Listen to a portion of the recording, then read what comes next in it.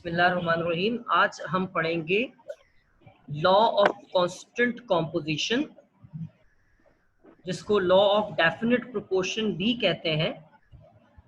अब इस लॉ में क्या कहा जा रहा है, इस लॉ को किसने प्रेजेंट किया है, सबसे पहले ये देखते हैं। By the end of the 18th century, Joseph Proust 1754 to 1826, ये इनका लाइफ स्पैन है कि 1754 में पैदा हुए थे, 1826 में ये मर गए थे। Who through painstaking quantitative studies established the law of definite proportion। ये जो लुइस प्रोस्ट साहब हैं, जिनके पिक्चर आपके सामने इस जगह पर मौजूद है, इन्होंने बहुत ही एहतियात और स्किल्स के साथ एक्सपेरिमेंट्स परफॉर्म किए, और एक्सपेरिमेंट्स परफॉर्म करने के बाद उन एक्सपेरिमेंट्स से जो रिजल्ट हासिल हुआ उन्होंने उसको बनाया, उसको नाम दिया लॉ ऑफ कांस्टेंट कॉम्पोजिशन। अब सबसे पहली चीज, यहाँ पर जो दो वर्ड आ रहे हैं उनमें से पहला वर्ड है हमारे पास कांस्टेंट। फॉन्ट साइज को मैं बड़ा कर देता हूं। कांस्टेंट पहला वर्ड मतलब है कांस्टेंट। कांस्टेंट को हम उर्दू में क्या कहते हैं?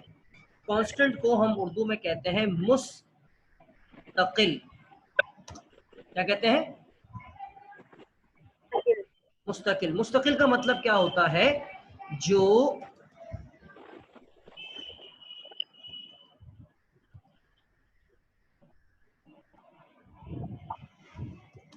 कभी तब्दील ना हो, जो कभी तब्दील ना हो। मुस्तकिल का मतलब क्या? मुस्तकिल का मतलब क्या है? मुस्तकिल का मतलब है जो कभी तब्दील ना हो, उसे हम कहते हैं कांस्टेंट। और उसी के लिए अंग्रेजी का जो एक वर्ड है डेफिनेट, डेफिनेट का भी मतलब यही है। दूसरी चीज जो है वो हमारे पास वर्ड है इसमें कॉम्पोजिशन का। कॉम्पोजिशन का मतलब क्या होता है? कॉम्पोजिशन का मतलब होता है बनावट। और यहाँ बनावट का मतलब क्या है? यहाँ पर बनावट का मतलब है जिन चीजों से कोई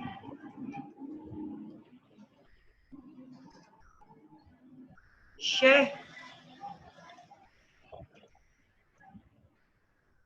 बनी हो।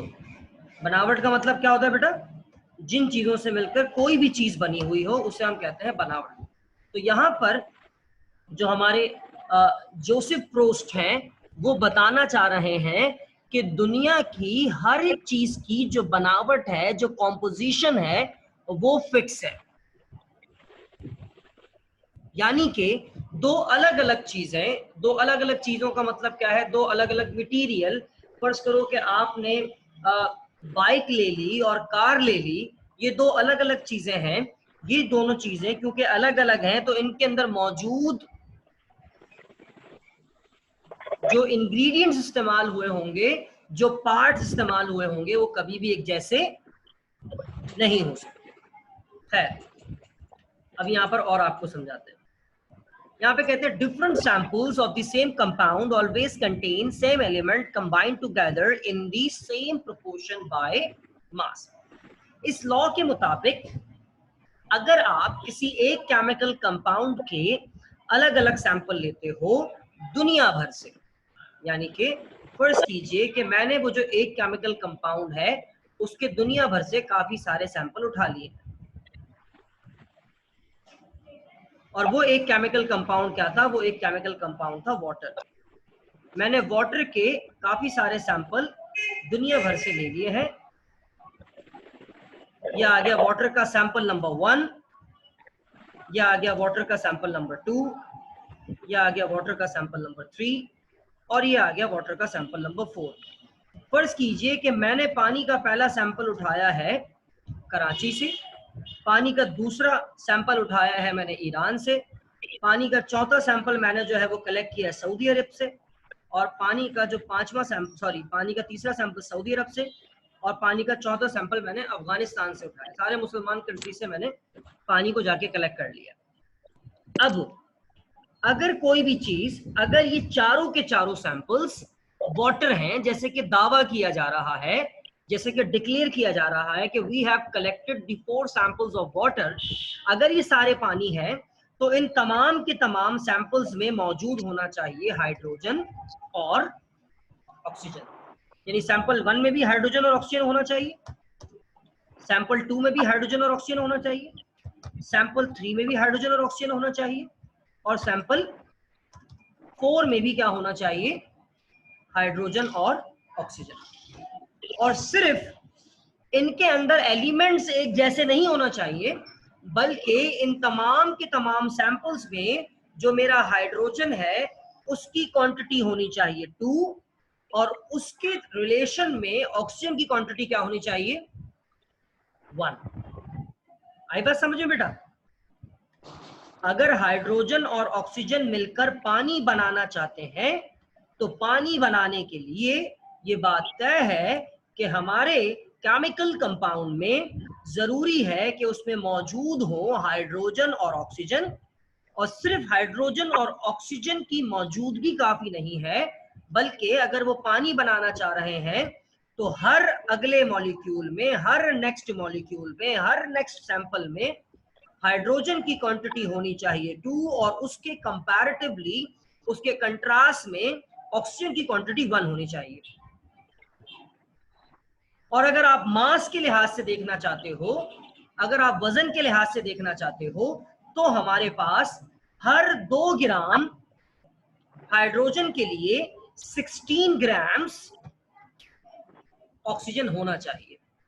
अगर क्वांटिटीज इससे जरा सी भी ऊपर नीचे हुई तो हाइड्रोजन और ऑक्सीजन मिलकर पानी नहीं बनाएंगे, बल्कि वो कुछ और बना लेंगे। तो इससे हमें क्या पता लगा? इससे हमें ये पता लगा कि दुनिया के हर केमिकल कंपाउंड की जो कॉम्पोजिशन है, जो बनावट है, वो फिक्स होती है। ठीक है, एग्जाम्पल के तौर पे मैं यहां पर अब आपको इस तरह की डिटेल एग्जाम्पल्स नहीं दूंगा।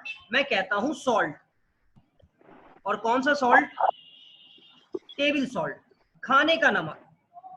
हम इंसान डायरेक्टली जो नमक खा सकते हैं वो एक ही है, और उस नमक का नाम है सोडियम क्लोराइड। और इसका फॉर्मूला क्या है? इसका फॉर्मूला है NaCl। इस फॉर्मूले से हमें क्या पता लगा कि एक सोडियम के लिए कितना क्लोरीन है? 1 क्लोरीन है। और मासेस से हमें क्या पता लगा? 23 ग्राम्स ऑफ सोडियम के लिए 35.5 ग्राम्स क्या चाहिए हमें? क्लोरीन चाहिए। अगर इससे क्वांटिटी ऊपर नीचे की, एक सोडियम के लिए 2 क्लोरीन ले आए तो नमक नहीं बनेगा, या 2 सोडियम के लिए 1 क्लोरीन ले आए तो भी नमक नहीं बनेगा। तो यहां पर हमारे लुइस प्रोस्ट साहब ये कह रहे हैं कि different samples of the same compound, एक ही कंपाउंड के सैंपल्स आपकी मन चाहे पूरी दुनिया से कहीं से भी ले लो, ऑलवेज कंटेन, आप ये देखोगे कि उनके अंदर मौजूद जो एलिमेंट्स हैं वो सेम होंगे, और उन एलिमेंट्स का मास भी क्या होगा? सेम होगा।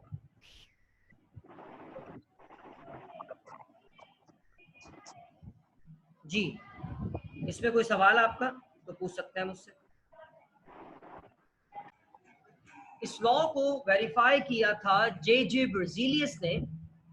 मतलब किसी भी चीज को लॉ या कानून बनाने से पहले ये एक स्टेप होता है कि हम उसकी अच्छे तरीके से वेरिफिकेशन करें, जांच पड़ताल करें, उसकी लिमिटेशंस को चेक करें कि आया जो बात कही गई है वो 100% ठीक है कि नहीं है।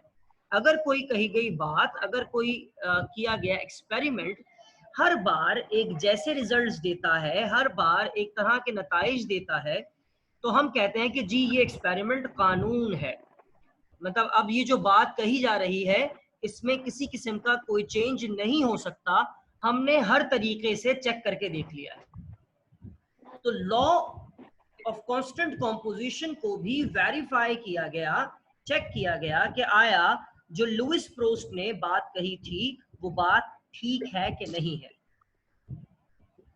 तो इसलिए जे ब्राज़िलियस ने क्या काम किया? ब्राज़िलियस heated 10 grams of lead with various amount of sulfur and get perfectly yield of 11.56 grams of lead sulfide.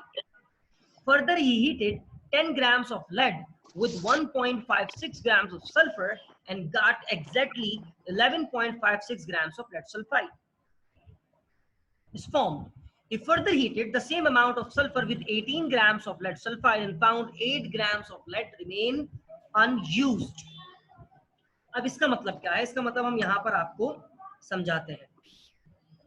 इसका मतलब इस तरीके से है कि हमारे प्यारे ब्राजीलियस ने मुख्तलिफ केमिकल रिएक्शंस किए.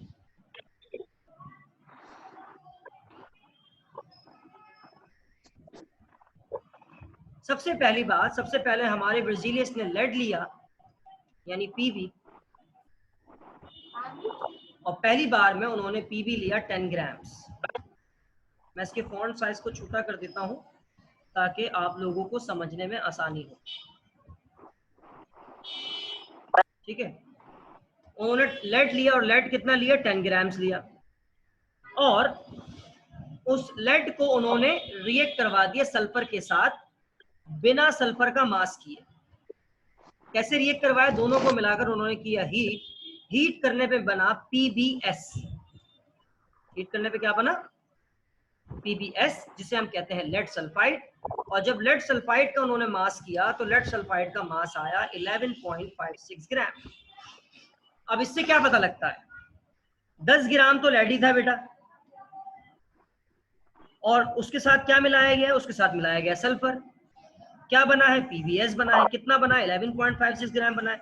इसका मतलब सल्फर कितना यूज हुआ है?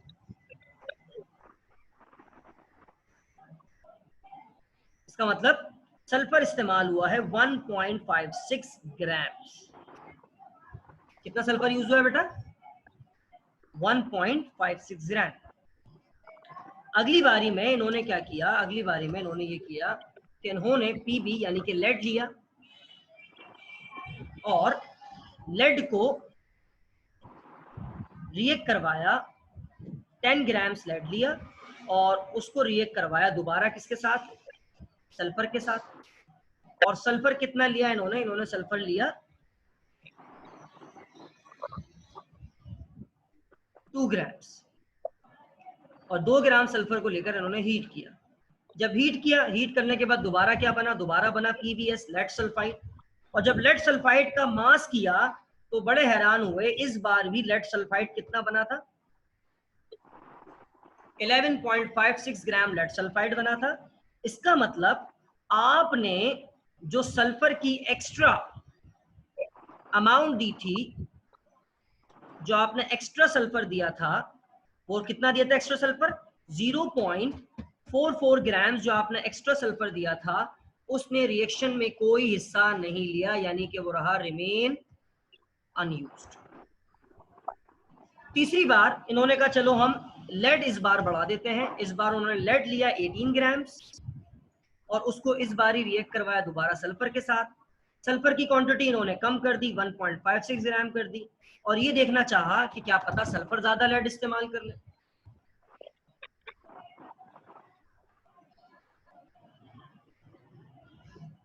और इस बार दोबारा बना PbS लेड सल्फाइड. जब लेड सल्फाइड का वजन किया तो हैरत अंगेज तौर पर इस बार भी लेड सल्फाइड कितना बना था? 11.56 ग्राम. और जो आपका लेड बच गया, जो एक्स्ट्रा लेड आपने लिया था, और एक्स्ट्रा लेड कितना लिया था आपने? 8 ग्राम्स, वो रहा अनयूज्ड. इस पूरे रिएक्शंस के जरिए आपको क्या समझ में आता है? इस पूरे सिनेरियो में हमें ये समझ में आता है कि अगर दो केमिकल कंपाउंड्स आपस में मिलकर कोई एक केमिकल कंपाउंड बनाने की ठान लें तो आप उनको मासेस भले ज्यादा दो या कम दो, वो हमेशा फिक्स मास ही यूज करेंगे उस केमिकल कंपाउंड को बनाने के लिए. जैसा कि लुइस प्रोस्ट ने कहा था कि किसी भी केमिकल कंपाउंड की होती है मुस्तकिल बनावट. आप भले ही उसको कितनी लालच दे दो, किसी भी केमिकल कंपाउंड को कोई मास कितना ही ज्यादा दे दो या कितना ही कम दे दो, अगर उसने कोई पर्टिकुलर केमिकल कंपाउंड बनाना है तो वो हमेशा फिक्स्ड मासेस को ही यूज करेगा. इन तीनों केमिकल रिएक्शन में हमारे 10 ग्राम लेड ने हमारे 10 ग्राम लेड ने 1.56 ग्राम सल्फर यूज किया। आपने सल्फर की मिकदार भी ज्यादा देकर देखी, आपने लेड की मिकदार भी ज्यादा देकर देखी, मगर ना लेड ने ज्यादा क्वांटिटी इस्तेमाल की ना सल्फर ने ज्यादा क्वांटिटी इस्तेमाल की, because they have their fixed composition. कोई सवाल हो तो पूछ सकते हैं आप।